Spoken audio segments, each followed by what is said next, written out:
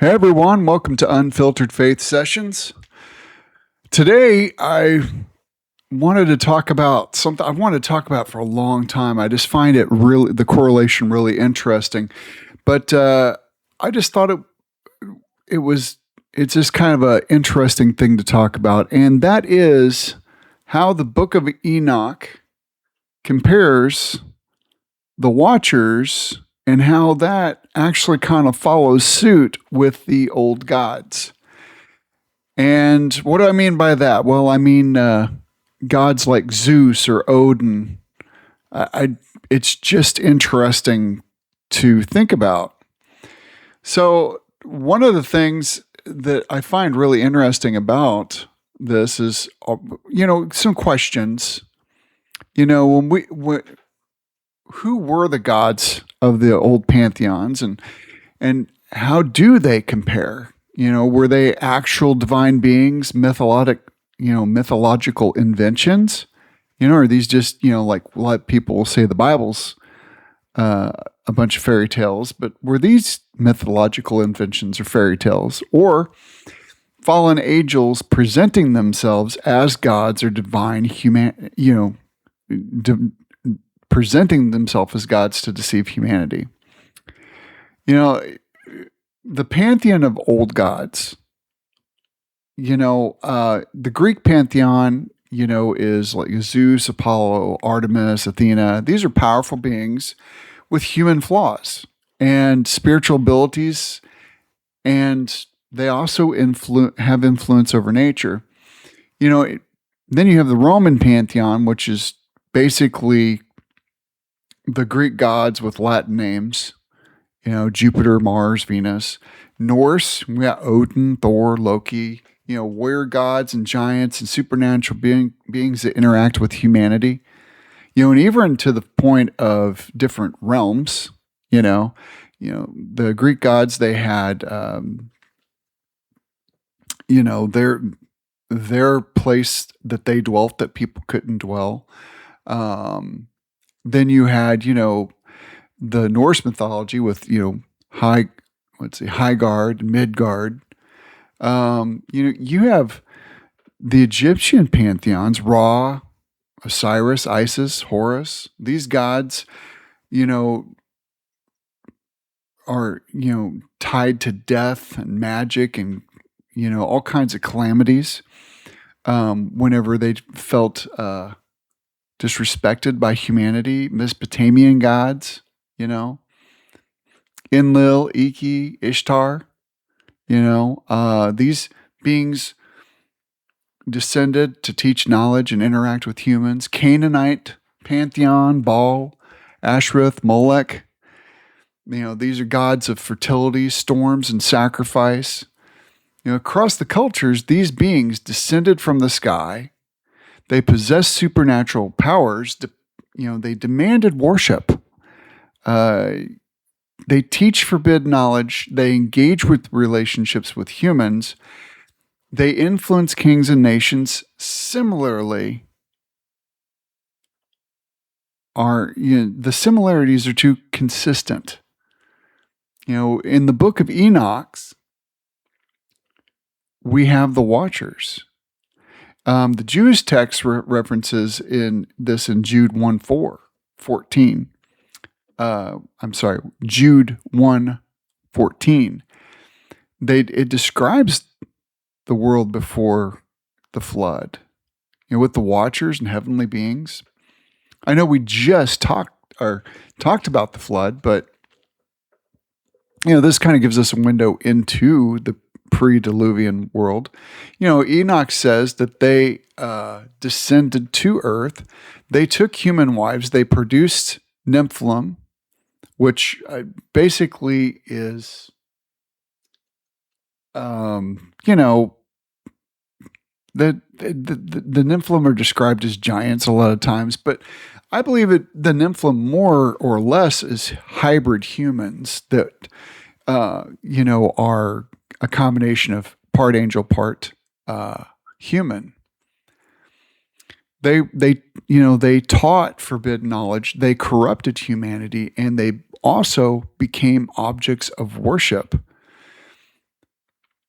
The angels, these fallen angels wanted to defy God. These beings had supernatural powers. They appeared glorious. It'd say angels are beautiful, and they would have looked mystical. They also taught magic and astrology and weapons, root cutting. They influenced nations, and they also demanded loyalty. I mean, the similarity is pretty much undeniable. Were the old gods fallen angels pretending to be divine? That's something that we need to now ask ourselves. Is everything from the pre-diluvian era all related, and it's just an echo of what the Bible's talking about? It's especially through Enoch. They had supernatural power. The other things that they have in common is the sexual immorality. I mean, if you listen, the gods of old is even referred to in the Bible, but you think of demigods like Hercules, the Cyclopses. These are giants. They're big. Cyclopses ate humans. Giants were described as eating humans as well. It's interesting. I don't know how all that works out with a human giving birth to these things. By all accounts, Hercules probably looked very human and very normal, and was normal size, just had a supernatural strength. But then you take something like a cyclops or a giant, it's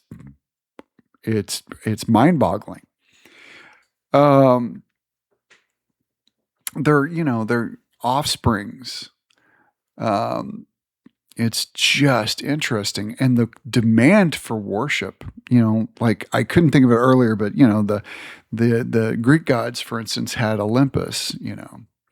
There seemed to be a high place in most of these religions, but the thing is there's corruption. If we think about God, and then we compare it to these gods, there's corruptions. These pantheons of gods led humans into violence. They led them into lust. They led them into chaos. Enoch's watchers, they corrupted the earth until God had to send a flood. There's a parallel here. We need to look at that. That would be in line with a fallen angel. Our God is righteous. The Bible view, there's only one God. Everything else is a pretender. Deuteronomy 13:17 says that they sacrifice to demons, not God. Psalms 82, God judges the gods, spiritual beings who rule unjustly. Corinthians 10:20, the things that the Gentiles sacrificed were sacrificed to demons. Ephesians 6:12. Principalities and powers, rulers of darkness, and spiritual wickedness. And you also got to remember here, when you look at Deuteronomy and Psalms, that's Old Testament. Corinthians and Ephesians were directed at Greek culture. The Bible doesn't deny the existence of supernatural beings. The gods of old were real, they were powerful, supernatural, but they weren't the one true God. It lines up with the fallen angels. Every culture had a pantheon. If you look, at this, you see it riddled throughout that. I mean, humanity saw supernatural beings. They experienced encounters they couldn't explain. So that's why I would go into the supernatural beings part. There throughout our history, there's these, jumps in knowledge. It's crazy how fast, once an idea catches, how much it expands, and at such a rate. It's interesting. And when you look at things, the Greek gods resemble the Mesopotamian gods. Norse gods resemble the Hindu gods, and Egyptian gods resemble the Canaanite gods. Different cultures, but the resemblance is insane. The great deception here is worshiping the created instead of the creator. If we look at Romans 1:25, it says they worship the culture rather than the creator. This is the heart of a pantheon problem. Humanity saw spiritual beings worship, and if they weren't satisfied, they would worship whatever god they would satisfy their want. And most of the time it's found in the desire. You think of if you like to drink, and well, the Bible says, drinking too much is a bad thing. It's saying being a drunkard out of your control of your faculties is a bad thing. Yet in Greek mythology, you have Dionysus, the god of wine, the god of orgies. This is the god of partying.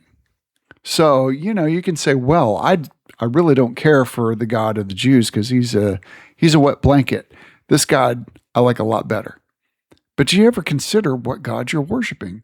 What is the point of worshiping a God of access? And that is the route to get you off on your own. That can be a good and bad thing. What does this mean for us today? To be honest with you, well, I want to skip back to that, getting us off on our own. Whenever we get off on our own, a lot of things that go into the gods and their desires that they promote is they promote a lot of individuality. And although individuality is not a bad thing, it can be an isolating thing.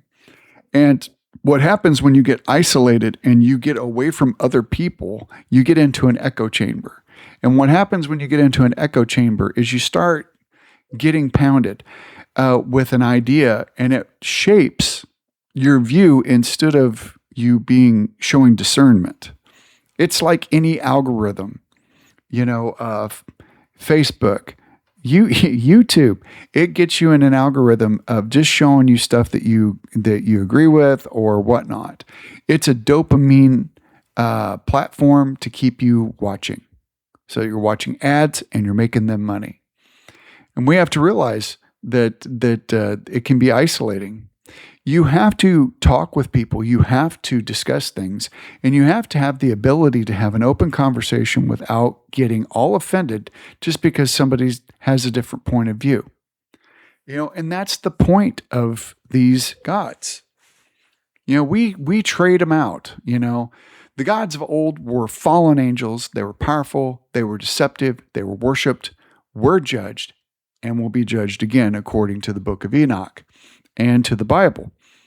But today, when we get into this, we've traded it out. Our idols have changed from Zeus or Odin or whatever to ideologies, entertainment, occult ritual, self-worship, self-confusion. These become an actual idol. We don't read rounded content. The Bible actually is rounded content. It is telling you about a creator God. But if you look through the Bible itself, it is also giving you value systems that don't lead to bad paths. They lead to you being aware.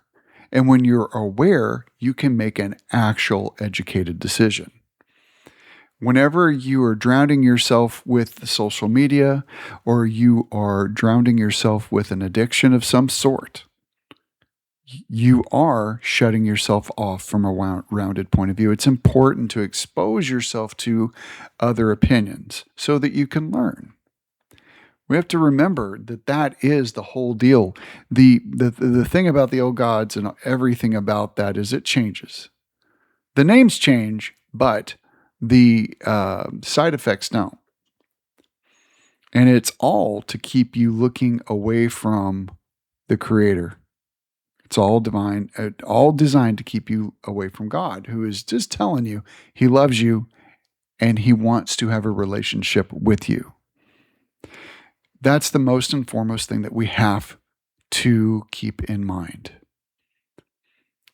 I just find this stuff fascinating. So I hope you guys do as well. I don't know if you've ever put this parallel together, but I would love to hear from you. I can be emailed at ufsessions@gmail.com. I would love to hear your opinions on this, or if you have a different take. I think it is incredibly interesting. So anyway, that's all I've got for now. You can drop me a tag in the comments. That's cool too. On this video, you can email me. Love to hear from you. But anyway, I hope you guys are doing okay. I want you all to stay aware. And above all, I want you to stay unfiltered. Have a good one.